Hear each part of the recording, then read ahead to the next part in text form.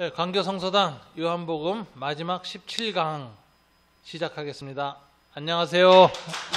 감사합니다. 자, 이제 마지막 녹화도 하는 겁니다. 21장은 어펜딕스, 그죠? 부록이에요. 20장 30절 31절에서 요한복음을 기록한 목적을 딱 끝냄으로써 이거 끝난 건데 요한은 부록을 안 쓸 수가 없는 상황이 됐어요. 그 문제가 뭐냐? 쓰게 된 이유가 전부 다 베드로 이야기야. 베드로의 사도권 회복에 관한 이야기를 안 쓸 수가 없는 상황이 초대교회 상황이었어요. 그래서 이제 요한은 그 이야기를 다시 씁니다. 자, 이 사도권 회복 이야기를 가만히 보면 이제 크게 이제 나타나 있는. 첫째는 디베레 바닷가에서 나타난 사건 1절부터 14절. 이거 두 번째 부르심이에요. 자, 이거는 예수님이 베드로를 두 번 부르세요. 제자들 부르실 때. 첫 번째도 갈릴리 바다에서 했죠. 사람 낚는 어부가 되라. 그죠? 그때도 이적 행하셨어요. 그물이 찢어지도록 고기가 잡히게 하셨어요. 지금도 그렇게 잡으셨어요. 똑같죠? 그 다음에 주님이 이렇게 이 사도로서 부르시는 거예요. 그런데 이것은 소위 말하자면 두 번의 부르심이라는 것인데, 이것에 근거해가지고 마이클 그린이라고 하는 OMF 총재가 1974년 로잔대의 폐회식 설교를 두 번의 부르심이라는 제목으로 합니다. 그래서 제가 설교를 읽어보고 굉장히 감동받았어요. 뭐냐면 주님 우리를 두 번 부르신다. 첫 번째 부르심은 세상에 속했던 나를 예수 그리스도를 향하여 부르시는 거예요. 예수님을 믿도록 신자로의 부르심이다. 두 번째는 세상을 향해서 사도로 부르시는 것이다. 그래서 두 번 돌아선다. 세상에서 주님을 향하여 첫 번째 돌아서고 그 다음에 주님 안에서 이제 세상을 향하여 다시 파송을 받는 두 번째 돌아섬을 하는 것이다. 두 번의 부르심과 두 번의 돌아섬을 강조해요. 이게 요한복음에도 바로 그 얘기가 나오는 거예요. 이 두 번의 부르심. 우리들은 다 신자로서 부르심을 받고 두 번째는 선교적 사명을 가진 제자로 부르심을 받아야 돼요. 세상으로 향해서. 그런데 여기서 이제 부르실 때, 두 번째 부르실 때 153이라는 숫자를 줬잖아요. 이거 가지고 해석이 2000년 동안 난리가 났었어요. 근데 이거 해석 안 하는 게 옳습니다. 다만 사도적 복음 전파 사역의 완전성을 상징하는 숫자로만 여기면 돼요. 예? 일곱 제자의 7이라는 숫자도 그렇고 153도 상징적 숫자예요. 이걸 그리스 헬라 알파벳으로 하면 예수는 그리스도이시다라는 단어의 그 알파벳 숫자, 그게 153이다. 뭐 이런 식으로 해서 신앙 고백하고 연결시키는 경우도 있는데, 무슨 신앙 고백을 그렇게 어렵게 해? 물고기 153마리로. 그렇게 해석하지 말고 그냥 이거는 주님이 사도로 다시 부르시는데 그 사도적 사역을 물고기 잡는 사역이죠. 전에는 사람 낚는 어부가 되라 그랬잖아요. 한 마리씩 픽접 하는 거잖아요. 사람 낚는 어부, 낚금이라는 건 한 마리씩 낚는 거거든. 근데 여기서는 그물을 던져요. 그래서 이거는 공동체적 선교 사역, 교회를 통한 선교, 미슈 에클레시아라고 해요. 이거 교회를 통한 선교의 완전성을 가리키는 상징이다. 이렇게 해석하는 게 제일 낫습니다. 이게 이상하게 해석하려고 그러지 마요. 어떤 사람은 교회의 숫자는 153명이다. 이런 사람도 있어. 장신대 교수가 그 책 이름이 153이야. 우리 교인들도 한번 다 읽었어요. 내가 한번 읽어보라. 굉장히 재미나요. 문화 인류학적 관점에서 153이라는 숫자는 가장 소수 부족의 가장 이상적인 숫자래. 153은 제도가 필요 없으면서 서로가 서로를 다 인격으로 알 수 있는 가장 이상적인 공동체 숫자고, 153이 넘어가면 제도화가 필요하대네. 조직화가. 그래서 조직이 필요 없는 인간 공동체의 원형적 이상이 153명이다. 이렇게 문화 인류학자가 여러 가지 예를 들어서 얘기하면서 153은 교회의 숫자다 그러는데, 나는 그거 좀 이상해. 그런데 이제 이미 이제 또 교회가 좀 큰 사람들은 이제 153을 또 확대 해석하죠.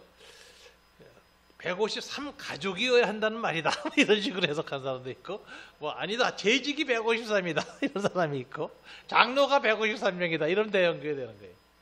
이 153을 이상하게 자꾸 붙이지 말고 사역의 완전성으로 해석하면 되겠다. 그래서 오병이어 기적에서 남은 빵이 12강줄이라는 것하고 똑같이 그 물고기를 던졌더니 제자들의 그 전파 사역의 상징인 물고기 잡는 일을 그물을 던졌더니 풍성함과 완전성이 드러났다. 그래서 교회를 통한 공동체적 복음 전파, 사도적 복음 전파가 완전한 하나님의 전파 사역이다. 이것을 의미한다. 이렇게 정도로 해석하는 게 낫다. 여기가 억지로 해석하지 말고. 이 부분에서 이제 나타난 장면을 보면요. 1절부터 14절까지 쭉 보면은 키아스무스 구조로 되어 있어요. 근데 키아스무스 구조는 서로 마주보고 있는데 중간 센터 라인이 핵심 메시지라는 거죠. 자, 보세요.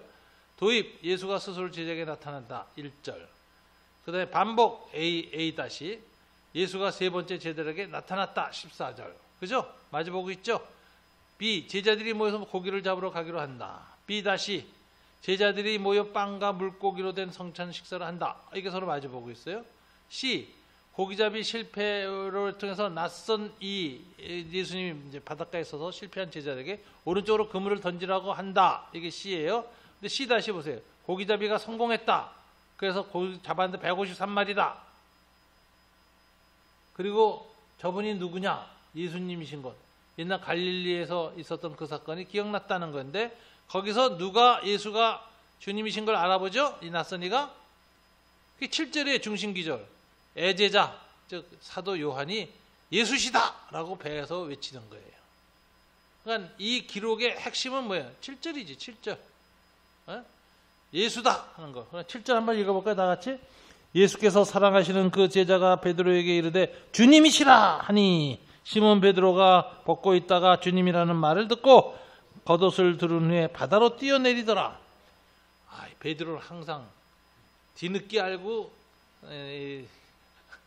먼저 덜 덤벼들어.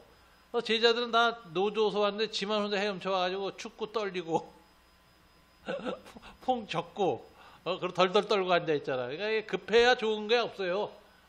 급해서 좋은 게 없어요. 주님 앞에. 자, 하여튼 두 번째 성찬의 재현. 두 번의 부르심, 두 번의 성찬. 죽기 전에 성찬하셨죠? 부활하시고 나서 바닷가에서 다시 떡과 고기를 구워서 성찬을 다시 하십니다. 왜 그렇죠? 사도로 파송해야 되니까.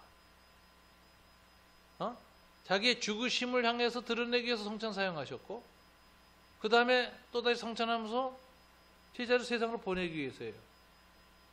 그래서 사도 바울은 성찬의 의미를 뭐라고 하죠? 성찬을 행하여 주님이 다시 오실 때까지 기념하는 것이라. 주님이 다시 오실 때, 재림 때까지 복음을 전파하는 것이 성찬의 의미다. 사도적, 선교적 성찬이지. 이 성찬의 이중 의미를 아주 정확하게 사도 바울은 깨닫고 있었는데 이 이중 의미 중에 세상으로 보내는 선교적 성찬의 의미를 정확하게 드러낸 것이 부활하신 주님의 갈릴리 바닷가에서의 두 번째 성찬이에요. 자, 요한은 성례전과 예수 전승을 아주 잘 결합시키고 있습니다. 예수는 여기서 세 번째 현현 사건임을 14절에서 세 번째 나타나셨다라고 강조하는데 첫 번째는 뭐예요? 안식 후 첫날 저녁 다락방에서 제자들 가운데서. 두 번째는 누구예요? 도마에게 안식 후 여드레. 그리고 이번에는 세 번째 디베랴 바다에서 요한 공동체는 이 점을 아주 강하게 연기시키고 있어요. 대부분 예수의 현현 사건은 언제 일어났어요? 공동체 가운데 일어났다. 공동체 현현 사건이에요. 그래서 이제 주님이 이 사도로 성찬을 행하시고 파송하기 전에 누구를 회복시켜야 되느냐? 베드로의 사도권을 회복시켜야 돼요. 세 번이나 제자를 주님이 부인했기 때문에 이걸 회복시켜야 베드로를 피워하면서 다 세상으로 다시 보낼 수 있어요. 또 회복이죠. 회복하는데 세 번 물어요. 내가 나를 사랑하느냐? 왜 세 번 묻죠? 트라우마 치료죠.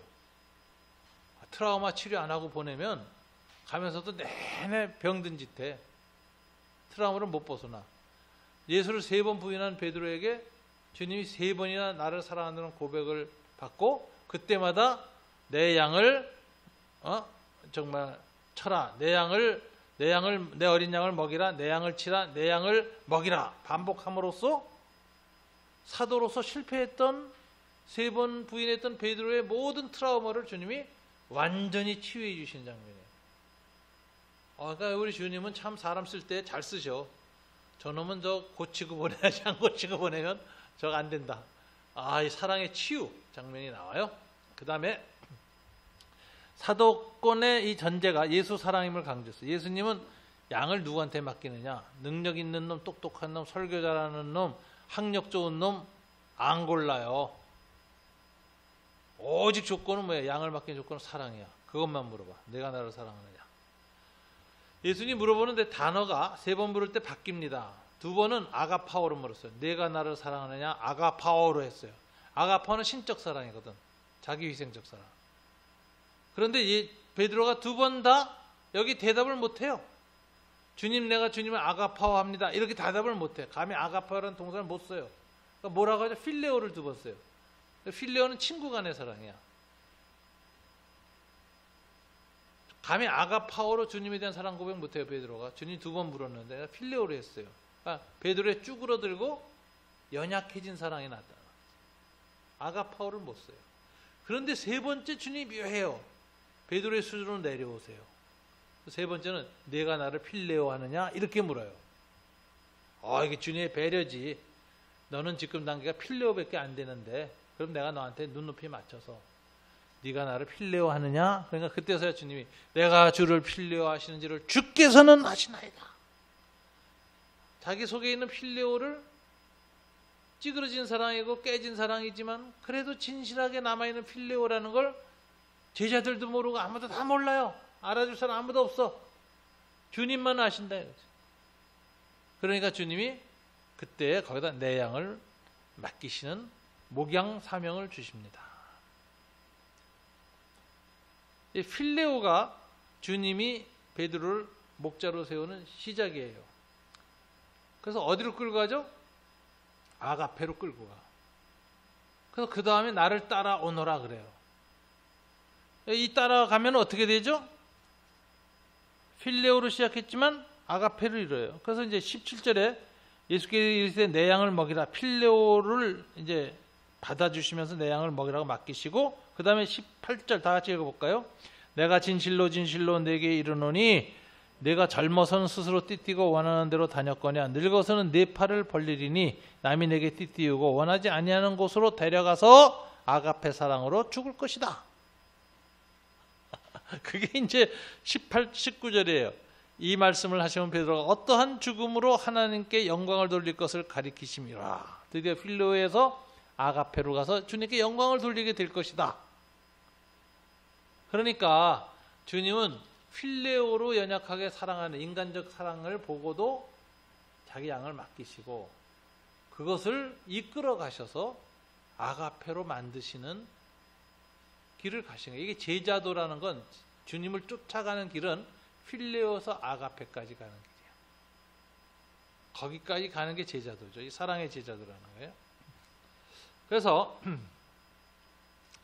전통적으로 아가페와 필레오를 별 차이가 없는 동의어로 보는 견해가 있으나 하워드 브룩은 예수가 자기 희생적 사랑을 요구할 때 베드로는 오직 친구 사이의 사랑으로만 서약할 수 있었다고 설명하면서 베드로가 예수님이 베드로의 연약한 사랑을 그대로 수용했음을 보여준다.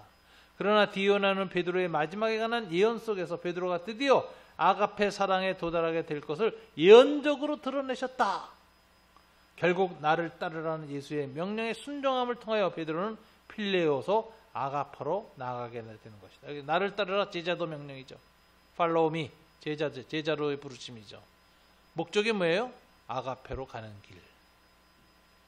제자의 길은 전도 잘하고 복음 전파 잘하고 막 교회 잘하고 이러는 것이 아니라 아가페로 가는 길이에요. 사랑의 제자도. 자, 그래서 마지막 제자도가 21장 20절부터 23절 나오는데 여기서 주님이 2번에 걸쳐서 베드로를 나를 따르라고 명령하십니다. 뭐죠? 19절 이 말씀을 하시고 베드로에게 이르시되 나를 따르라 하시니 그랬죠? 그 다음에 또다시 나를 따르라고 하죠. 네? 그게 22절이다. 다 같이 읽어볼까요? 예수께서 내가 이르시되 내가 올 때까지 그를 머물게 하고자 할지라도 내게 무슨 상관이냐? 너는 나를 따르라. 2번 나를 따르라를 해요. 이게 제자도예요. 제자로의 부름. 2번에 걸친 나를 따르라는 명령이에요. 근데 그 안에 묘한 내용이 들어가요. 주님이 나를 따르라 하면은 베드로는 즉시 주님 뒷모습만 바라보고 따라가면 되지. 주님이 앞서 가시면서 따르라 하니까. 근데 베드로는 안 따라가. 아이 묘한 목소리 나가. 안 따라가고 뭐 하느냐? 누가 따라가요? 나를 따르라 그랬더니 베드로는 안 따르고 예수님이 사랑하신 그 제자 사도 요한이 주님 뒤를 쫄래 쫓아가네. 그거 보세요. 20절. 다 같이 읽어볼까요? 베드로가 돌이켜 예수께서 사랑하시는 그 제자가 따르는 것을 보니 그는 만찬석에서 예수의 품에 의지하여 주님을 파는 자가 누구니까 묻던 자더라. 이에 베드로가 그를 보고 예수께 여짜오되 주여 이 사람은 어떻게 되겠었나이까. 이게 이제 묘한 장면이에요. 자기는 원치 않는 곳으로 끌려가서 두 팔 벌린다는 묘한 불길한 예언을 하셨어. 이게 무슨 말인지 잘 모르겠지만 뭐 좋은 얘기는 아닌 것 같아. 그렇잖아요. 그리고선 주님이 나를 따르라 그래서 따라야 되겠는데 주님만 바로 자기가 먼저 앞서서 주님 뒤를 쫓아갔어야 됐는데 주님이 명령하셨으니까 베드로에게. 근데 사도 요한이 턱 따라. 근데 보면 얘는 한 번도 주님을 배신한 적이 없는 애야. 십자가 밑에서 있었던 애고 주님 품에 안겨 있었던 애. 주님 사랑에 아직 듬뿍 받았던 애제자야. 그러니까 문득 뭐가 궁금해냐.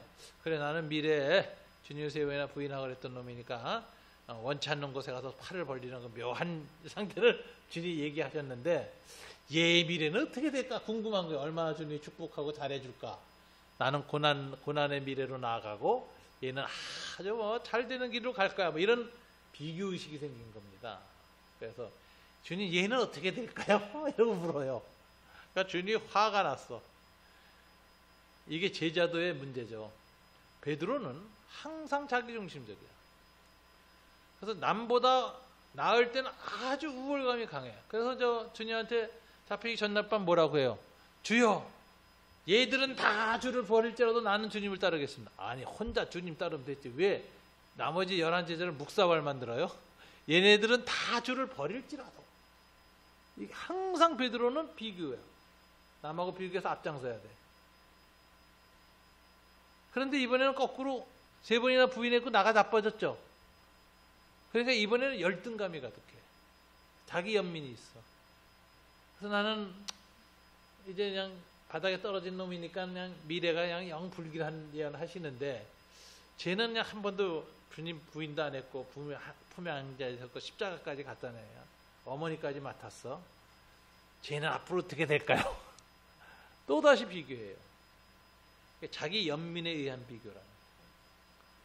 그러니까 주님이 야, 얘 좀 낮은 줄 알았더니 전에는 나서서 얘네는 다 주를 부인할지도 이러고 난리치더니 이번에는 자기 연민에 갇혀서 열등감 속에서 자기 비교를 또 하고 있어. 제자로 주님의 뒤를 따르는데 가장 큰 적은 뭐예요? 비교예요. 비교하면 제자로 실패해요. 남보다 좀 잘나서 그냥 잘 될 때 힘들게 가도 실패하고 교만에 빠지고, 남보다 그냥 목회도 잘 안 되고 교인도 안 모여서 그냥 힘들 때 그냥 자기 열등감에 빠져서 실패하고 그냥 이래요 다. 선교사가 해외 나가서 그 빌리그램처럼 몇천 명 먹고 설교합니까? 평생 해도 한 명의 신자를 못 얻는 경우가 이슬람에서 많아요. 그래서 이슬람 선교사가 그런 얘기 한다니까. 이방인들 속에서 사는 게 선교입니다. 살아나가는 거. 그러니까 이게 열매 가지고 어떻게 그 사람을 표시하고 그 사람의 주님에 대한 헌신을 교인 몇 명 모이는 거 어떻게 평가를 하냐고. 그런 비교식이 있으면 주님 쫓는데 실패합니다. 잘해도 우월감으로 실패하고 교만해서, 못하면 열등감 때문에 실패해요. 근데 이게 거기서 벗어나서 제자로서 성공할 수 있는 유일한 길은 뭐예요? 다른 사람 어찌든지 상관하지 말고 오직 주님만 바라보고, 주님과 나 사이에 다른 제자 끼워놓지 말고, 주님과 나 사이에 아무도 없어야 돼. 비교할 대상이 없어야 돼. 오직 주님만 바라보고 가야 돼. 그러면 주님의 뒤를 쫓을 수 있어요. 자, 읽겠습니다. 마지막 제자도. 이게 파이널 제자도예요. 살아서 3년 동안 가르치셨어요. 제자를 하셨어요. 그러나 부활하셔서 단 한 가지 제자의 길을 가르치셨어. 마지막 제자도라는 거예요. The last discipleship. 그건 뭐예요? 비교하지 말고 나를 따르라. 그걸 주님이 아주 혹독하게 얘기했죠. 자, 이에 베드로가 그를 보고 예수께 여쭤되 주님 이 사람은 어떻게 되겠습니까? 이렇게 자기 연민에 가득 차서 남하고 비교하면서 열등감 속에서 말하자 22절 예수님은 이 베드로에게 소금을 뿌리기로 작정하셨습니다. 아주 세게 아프게 그래야 치유가 되니까 이르시되 내가 올 때까지 그를 머물게 하고자 할지라도 내게 무슨 상관이냐? 너는 나를 따르라. 너는 그렇게 팔 벌리고 원치 않는 곳에 가서 죽는다고 치고 얘는 내가 사랑해서 2000년 동안 내가 다시 올 때까지 그냥 뱀파이어처럼 살게 한다 할지라도 네가 무슨 상관이냐? 너는 나를 따르라. 상관하지 말고 따르라. 그죠? 그리고 23절 이 말씀이 잘못 나가서 형제들에게 나가서 그 제자는 죽지 아니하겠다 하였으나 영원히 사는 제자인데 이건 잘못된 초대교회 전설이고 뭐 사도 요한이 뱀파이어가 됐어요. 뭐 2000년 살아요. 예수의 말씀은 뭐예요? 그가 죽지 않겠다 하신 것이 아니라 뭐죠? 내가 올 때까지 그를 서로 머물게 하고자 할지라도 내게 무슨 상관이냐? 그러니까 이게 뭐예요? 비교하지 말고 따르라. 그래서 제자도는요, 비교하지 않는 제자도가 마지막 제자도입니다. 비교하지 않아야 자유로워요. 아, 예수님 쫓는데 왜 남하고 비교해? 난 예수 믿는데 자식도 잘 되고 애들이 대학도 잘 가고 사업도 잘 되고 저 사람 똑같이 예수 믿는데 똑같은 권사가 같이 됐는데 저 사람은 뭐 자식도 뭐 교회 안 나오고 뭐 사업도 안 되고 애들 난리치고 그러고 비교하고 주님 쫓으면요, 그건 주님의 제자가 아니에요. 그 시험에 드는 제자고 마귀한테 걸리는 제자예요. 그러니까 마지막 제자는 뭐예요? 다른 사람 어찌든지 상관하지 말고, 다른 사람은 잘 되든지 안 되든지 상관하지 말고, 다른 사람은 교회가 성장하든지 안 하든지 상관하지 말고, 선교가 잘 되든지 안 되든지 상관하지 말고 주님만 쫓아라. 그러니까 이게 뭐냐면 너를 향한 하나님의 특별한 섭리, 특별한 예정 그 자체를 즐거워하라.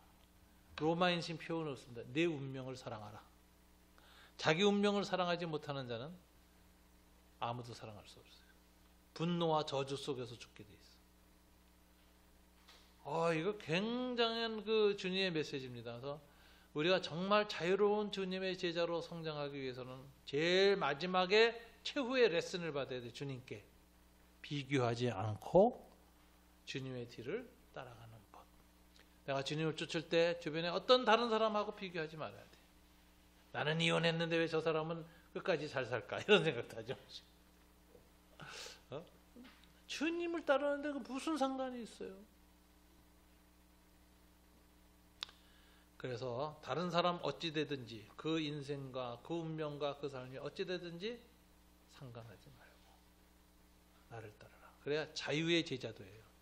비교의식에서 자유로워지고 자기 인생을 하나님이 이끌어가는 그 길, 그 마이 웨이, 내 길을 아주 사랑하고 오직 주님만 바라보면서 내 길을 주님이 따르는 사랑의 성숙의 길로 여기는 거. 필레오서 아가페로 나아가는 길, 이게 제자도라니까. 그러니까 우리가 오늘날 제자도라가 얼마나 물량주의적 제자도로 잘못 이해됐는지 반성해야 됩니다. 그동안 교회는 이걸 못했어요. 이걸 잘해야 돼. 그리고 이 일을 증언을 예수의 사랑하는 제자가 했고 우리가 증인이다 함으로써 초대교회가 이 베드로 사도권 회복된 이야기에 대한 증인을 섰습니다.